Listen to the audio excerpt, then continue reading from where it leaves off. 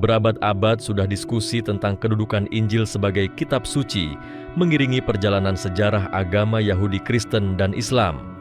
Persoalan ini bukan hanya berada di ranah teologi, melainkan juga ditelaah oleh para ilmuwan modern, khususnya sarjana Muslim yang mengkaji naskah-naskah kuno, sejarah penyebaran ajaran para nabi, serta dinamika politik yang membentuk perkembangan kitab-kitab tersebut.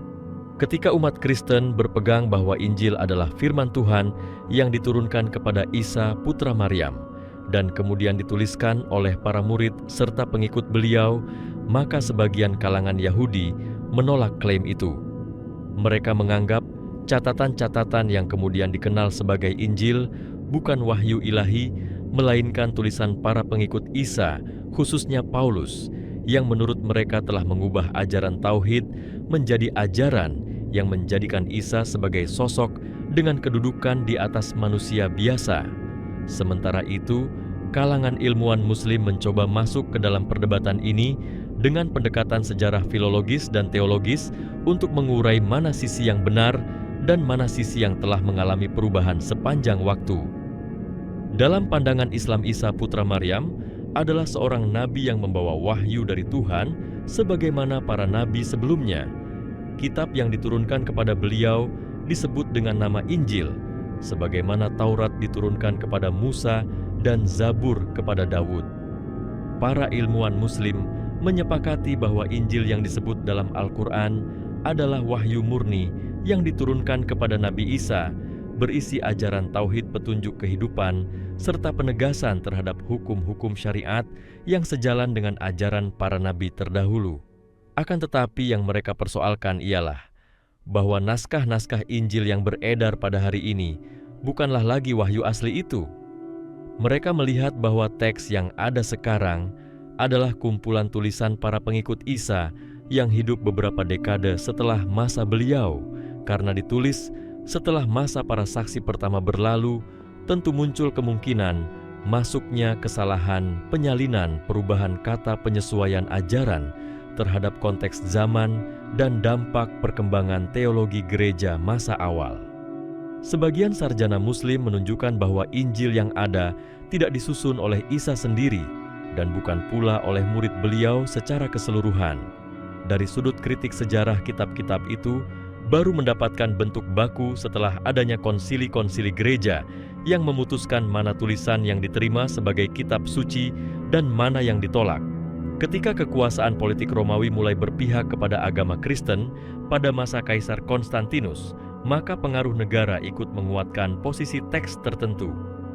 Dengan kata lain, proses penetapan kanon Injil menurut para ilmuwan Muslim sangat dipengaruhi situasi politik dan teologis, bukan semata-mata didasarkan pada keaslian wahyu. Sementara itu, posisi Paulus menjadi salah satu polemik terbesar dalam perdebatan antara Yahudi Kristen dan Muslim. Kaum Yahudi secara umum tidak mengakui dirinya sebagai seorang nabi dan tidak menerima klaimnya menerima wahyu. Mereka memandang Paulus sebagai tokoh yang telah mengubah ajaran Isa dari tauhid menjadi doktrin baru yang menempatkan Isa sebagai anak Tuhan atau unsur ketuhanan yang menyatu dengan Tuhan. Dari sudut pandang Yahudi, Isa sendiri tidak pernah membawa ajaran demikian, sehingga perubahan itu dianggap berasal dari Paulus. Pandangan ini dalam banyak aspek sejalan dengan pandangan ilmuwan Muslim. Banyak di antara sarjana Muslim menilai bahwa Paulus memiliki peran dalam pembentukan teologi Kristen awal, khususnya dalam hal konsep penebusan dosa penyaliban dan kedudukan Isa dalam Trinitas. Sekalipun tidak semua unsur teologi Kristen modern berasal dari Paulus, namun perannya dalam membangun fondasi awal ajaran-ajaran itu cukup besar tercermin dalam surat-surat yang ditulisnya, serta pengaruhnya di berbagai komunitas gereja masa awal. Para ilmuwan Muslim menguraikan bahwa Paulus tidak hidup bersama Isa dan tidak menyaksikan langsung ajaran beliau. Hubungan Paulus dengan para murid asli Isa tidak selamanya harmonis, bahkan tercatat adanya perbedaan pendapat yang tajam terkait ajaran-ajaran tertentu. Hal ini menunjukkan bahwa pengaruh Paulus dalam membentuk ajaran Kristen bukan berasal dari penyampaian langsung Nabi Isa, tetapi dari gagasan dan interpretasinya sendiri. Oleh karena itu, pandangan Yahudi yang menyebut bahwa Injil adalah karangan Paulus meskipun tidak sepenuhnya tepat, karena Injil tidak ditulis langsung oleh Paulus, namun mengandung sisi kebenaran dari sudut sejarah pengaruh Paulus terhadap bentuk ajaran Kristen yang kemudian termuat dalam teks Injil versi gereja. Sebagian ilmuwan Muslim memaparkan bahwa dalam kajian sejarah teks ada perbedaan antara istilah Injil dalam Al-Quran dan Injil yang beredar saat ini. Injil dalam Al-Quran adalah wahyu, sedangkan Injil versi gereja adalah kumpulan biografi ajaran dan catatan peristiwa yang ditulis oleh para pengikut Isa. Mereka memandang bahwa ajaran wahyu ilahi pada masa Isa mungkin pernah ada dalam bentuk lisan dan tulisan, namun tidak bertahan secara lengkap karena berbagai sebab, di antaranya penindasan Romawi terhadap para pengikut Isa, perpecahan teologis di tubuh komunitas awal, serta ketiadaan naskah asli yang dapat diverifikasi keotentikannya. Maka ilmuwan Muslim menyimpulkan bahwa yang tersisa hanyalah jejak ajaran asli yang bercampur dengan tulisan manusia. Dengan pendekatan ini, mereka tidak menolak bahwa ada bagian-bagian dalam Injil sekarang yang bersumber dari wahyu, tetapi menyatakan bahwa teks itu telah bercampur dan tidak dapat dipastikan mana bagian yang murni dan mana yang bukan. Dalam konteks inilah umat Islam memandang bahwa Al-Quran datang sebagai penyempurna dan pelurus dari kitab-kitab sebelumnya. Para ilmuwan Muslim memandang Al-Quran sebagai standar kebenaran yang menegaskan ajaran tauhid para nabi terdahulu dan sekaligus mengoreksi penyimpangan yang masuk ke dalam ajaran sebelumnya. Mereka menjelaskan bahwa konsep ketuhanan Isa ditolak oleh Al-Quran karena hal itu merupakan bentuk ajaran yang tidak dibawa oleh beliau. Sebaliknya, Al-Quran menggambarkan Isa sebagai hamba dan rasul Tuhan yang dimuliakan, tetapi tetap manusia dan tidak memiliki sifat ketuhanan. Dalam kerangka ini, sarjana Muslim menilai bahwa banyak perubahan dalam Injil yang ada sekarang berasal dari perkembangan teologi gereja yang dipengaruhi oleh pemikiran para tokoh seperti Paulus. Para ilmuwan Muslim juga mencermati bahwa beberapa konsep teologis dalam Injil sekarang tidak ditemukan pada ajaran nabi-nabi sebelumnya. Misalnya doktrin Trinitas penebusan dosa melalui penyaliban atau penghapusan hukum syariat tertentu. Mereka menilai bahwa perubahan-perubahan itu adalah akibat intervensi manusia dalam teks, bukan bagian dari wahyu. Karena itu, meskipun umat Kristen menganggap Injil adalah kitab suci, namun sarjana Muslim melihatnya sebagai teks sejarah keagamaan yang memuat sebagian petunjuk wahyu, tetapi tidak mewakili wahyu asli yang diturunkan kepada Isa. Mereka menyatakan bahwa kitab suci harus bebas dari kontradiksi perubahan redaksi dan campur tangan politik, namun sejarah menunjukkan bahwa proses kodifikasi Injil telah mengalami dinamika yang melibatkan faktor-faktor tersebut. Dalam analisis ilmuwan Muslim, perhatian juga diarahkan pada perbedaan antara ajaran Isa dalam Injil sinoptik dan ajaran dalam surat-surat Paulus. Dalam Injil yang memuat perkataan Isa secara langsung, banyak ajaran yang menunjukkan ketundukan beliau kepada Tuhan serta ajakan untuk kembali kepada hukum-hukum Musa. Namun, dalam surat-surat Paulus ditemukan kecenderungan untuk melepaskan umat dari hukum tersebut serta memperkenalkan konsep baru mengenai keselamatan. Gabungan kedua unsur ini kemudian menjadi dasar teologi Kristen, tetapi menunjukkan adanya campuran antara ajaran nabi dan ajaran tokoh-tokoh sesudahnya. Pada akhirnya, para ilmuwan Muslim memandang perdebatan antara umat Kristen dan Yahudi mengenai asal-usul Injil tidak sepenuhnya bisa dijadikan rujukan kebenaran karena keduanya menilai dari perspektif agama masing-masing. Meski demikian, poin yang menjadi perhatian utama ilmuwan Muslim ialah bahwa Injil yang dimaksud dalam ajaran Islam adalah wahyu ilahi yang suci, namun wahyu itu tidak lagi ditemukan dalam bentuk aslinya. Adapun kitab yang beredar sekarang adalah tulisan manusia yang mengalami proses sejarah panjang dan tidak bisa dipisahkan dari pengaruh politik teologi dan budaya masyarakat masa awal gereja. Sikap ilmuwan Muslim dengan demikian tidak menolak sepenuhnya nilai moral dan spiritual yang ada dalam Injil modern, tetapi menempatkannya sebagai karya yang telah mengalami perubahan dibanding wahyu murni yang diturunkan kepada Nabi Isa. Dengan pendekatan ini, para sarjana Muslim berusaha memberikan pemahaman yang seimbang bahwa wahyu ilahi selalu benar, tetapi teks manusia bisa berubah. Mereka menegaskan bahwa perbedaan antara Injil asli dan Injil versi gereja bukan sekadar perbedaan kecil, melainkan menyangkut ajaran pokok tentang ketuhanan nabi-nabi, hukum syariat, dan keselamatan. Oleh karena itu, Al-Quran dipandang sebagai koreksi terakhir yang menjelaskan kebenaran yang telah dilupakan atau diubah oleh manusia sepanjang berabad-abad. Pandangan ini memberikan kerangka yang menyeluruh bagaimana umat Islam memandang klaim Kristen terhadap Injil serta kritikan Yahudi yang menyebutnya karangan Paulus, sambil tetap memegang ajaran bahwa segala wahyu Tuhan adalah benar ketika pertama kali diturunkan, tetapi dapat mengalami perubahan jika tidak dipelihara oleh penjagaan ilahi sebagaimana telah dijamin bagi Al-Quran. Para ilmuwan Muslim yang meneliti akar sejarah ajaran Isa berusaha menjelaskan bahwa perbedaan pendapat mengenai kedudukan Injil tidak bisa dilepaskan dari perpecahan besar yang terjadi setelah masa beliau. Ketika Isa diangkat oleh Tuhan, para pengikutnya yang jumlahnya tidak banyak menghadapi tekanan politik dan sosial yang berat dari penguasa Romawi maupun dari pemuka Yahudi. Kondisi ini membuat ajaran beliau tidak berkembang secara terbuka dan tidak sempat dibukukan secara terjaga sebagaimana yang terjadi dalam penyusunan Al-Quran pada masa Nabi terakhir.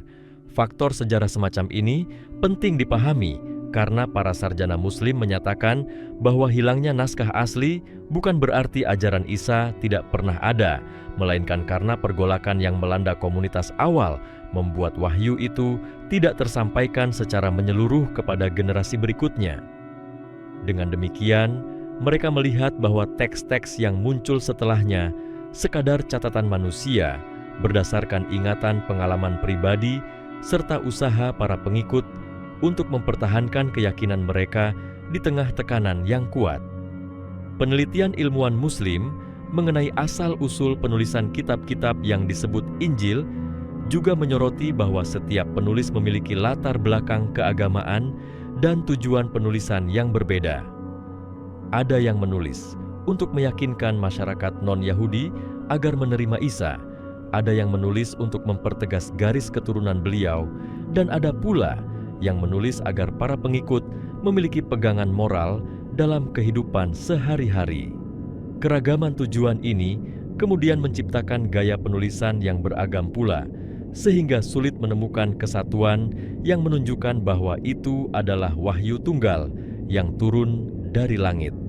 Dari sini, para ilmuwan Muslim memahami bahwa proses penyusunan kitab-kitab tersebut mencerminkan dinamika komunitas manusia, bukan bentuk turunnya wahyu sebagaimana dijaga pada tradisi nabi-nabi sebelum Isa. Beberapa sarjana Muslim juga mengamati peran tradisi lisan yang berkembang sebelum proses penulisan Injil. Pada masa itu, tidak semua masyarakat dapat membaca dan menulis, sehingga penyebaran ajaran lebih banyak melalui tuturan dari satu generasi ke generasi berikutnya. Tradisi seperti ini rentan mengalami perubahan karena perbedaan kemampuan mengingat perbedaan bahasa dan penyesuaian terhadap budaya setempat. Ilmuwan Muslim kemudian menekankan bahwa ketika suatu ajaran telah melewati fase lisan tanpa pengawasan ketat dari seorang nabi atau pengajar utama, maka besar kemungkinan muncul penambahan pengurangan atau tafsir baru yang tidak berasal dari wahyu. Inilah salah satu alasan mengapa teks yang muncul setelah puluhan tahun tidak lagi identik dengan ajaran pertama yang disampaikan oleh Isa. Para ilmuwan Muslim juga mencermati perbedaan penekanan antara ajaran moral Isa dan unsur-unsur doktrin metafisik yang berkembang kemudian. Dalam banyak catatan Isa, lebih banyak menekankan akhlak ibadah ketundukan kepada perintah Tuhan serta penegakan hukum kebenaran yang diwarisi dari para nabi sebelumnya. Namun, dalam perkembangan gereja berikutnya, konsep tentang diri beliau berubah menjadi dasar pembentukan ajaran ketuhanan yang menempatkan beliau pada kedudukan yang tidak pernah dikenal dalam agama para nabi terdahulu. Para sarjana Muslim menyatakan bahwa perubahan ini bukan sekadar perkembangan alami, melainkan hasil perumusan teologi oleh tokoh-tokoh gereja yang mencoba menjelaskan posisi Isa dalam kepercayaan mereka.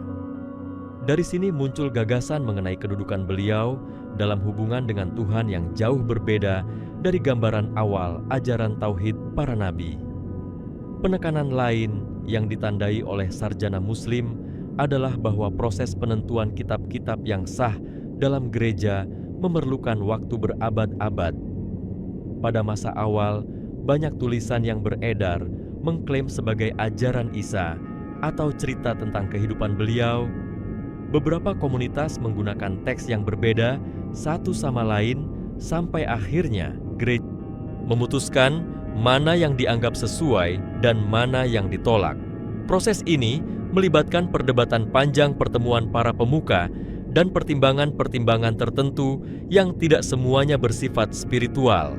Para ilmuwan Muslim menegaskan bahwa pemilihan teks dengan cara demikian menunjukkan adanya unsur manusia yang kuat dalam menentukan kitab suci, sehingga tidak dapat dipastikan bahwa yang dipilih benar-benar ajaran asli sebagaimana diturunkan kepada seorang nabi. Menurut pandangan sarjana Muslim, perubahan-perubahan dalam ajaran Isa bukan hanya disebabkan oleh munculnya tokoh-tokoh tertentu, melainkan karena adanya interaksi antara keyakinan baru dengan budaya Romawi dan Yunani yang mendominasi saat itu. Masyarakat yang hidup di wilayah tersebut memiliki tradisi filsafat dan keyakinan tentang tokoh-tokoh yang memiliki sifat ketuhanan, sehingga beberapa konsep baru dalam teologi awal Kristen dipengaruhi oleh budaya lokal. Para ilmuwan Muslim menunjukkan bahwa konsep-konsep yang memadukan unsur manusia dan unsur ketuhanan pada tokoh-tokoh tertentu telah dikenal sejak lama dalam kebudayaan di kawasan tersebut. Ketika ajaran Isa menyebar ke lingkungan itu, maka wajar jika terjadi proses penafsiran yang mengarah pada penggabungan unsur-unsur yang tidak dikenal dalam ajaran nabi-nabi sebelumnya. Para ilmuwan Muslim yang mendalami sejarah agama juga menemukan bahwa beberapa ajaran yang dianggap prinsip dalam gereja tidak memiliki landasan yang kuat dalam perkataan Isa sendiri. Mereka menunjukkan bahwa banyak konsep penting justru muncul dari tulisan atau khutbah tokoh-tokoh setelah beliau. Hal ini menunjukkan bahwa perkembangan teologi tidak selalu berpijak pada wahyu, tetapi kadang berasal dari upaya intelektual manusia untuk memahami peristiwa sejarah atau menjawab tantangan zaman. Dengan demikian, ilmuwan Muslim memandang bahwa penyebutan Injil sebagai kitab suci tetap harus dilihat dalam konteks ajaran Islam, yaitu bahwa wahyu asli memang pernah ada, tetapi teks yang dipegang oleh umat Kristen sekarang bukan lagi bentuk murni dari wahyu itu. Dalam sudut pandang mereka, ajaran Isa yang pertama kali hadir ke dunia bertujuan mengingatkan manusia pada tauhid, mengembalikan mereka pada hukum yang lurus, serta memperbaiki akhlak manusia.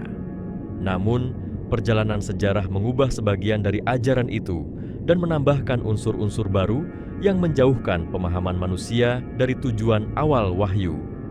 Oleh sebab itu, Al-Quran hadir bukan untuk menolak semua ajaran terdahulu, tetapi untuk meluruskan apa yang telah berubah dan memastikan bahwa ajaran tauhid tidak lagi tercampur oleh penafsiran manusia. Penjelasan ilmuwan Muslim mengenai hal ini menunjukkan bahwa perbedaan pandangan antara Kristen dan Yahudi tentang Injil dapat diterangkan melalui penelitian sejarah dan bukan semata-mata perdebatan keyakinan. Dengan cara pandang tersebut, ilmuwan Muslim berusaha menghadirkan pemahaman objektif bahwa wahyu ilahi selalu mengandung kebenaran, namun teks-teks yang ditulis manusia dapat berbeda dari wahyu itu ketika melalui perjalanan sejarah yang panjang. Mereka menempatkan Injil modern sebagai bagian dari warisan sejarah keagamaan yang harus dihormati, namun tidak sepenuhnya mencerminkan kitab suci asli yang diturunkan kepada Isa. Pendekatan ini mengajarkan bahwa untuk memahami kebenaran suatu ajaran harus dilihat dari asal-usulnya, konsistensi ajarannya, serta kesesuaiannya dengan pesan para nabi. Dalam hal ini, Al-Quran dipandang sebagai tolok ukur terakhir yang memurnikan kembali ajaran para rasul agar manusia dapat kembali kepada penyembahan yang tulus dan bersih tanpa tambahan ataupun pengurangan yang dibuat oleh tangan manusia.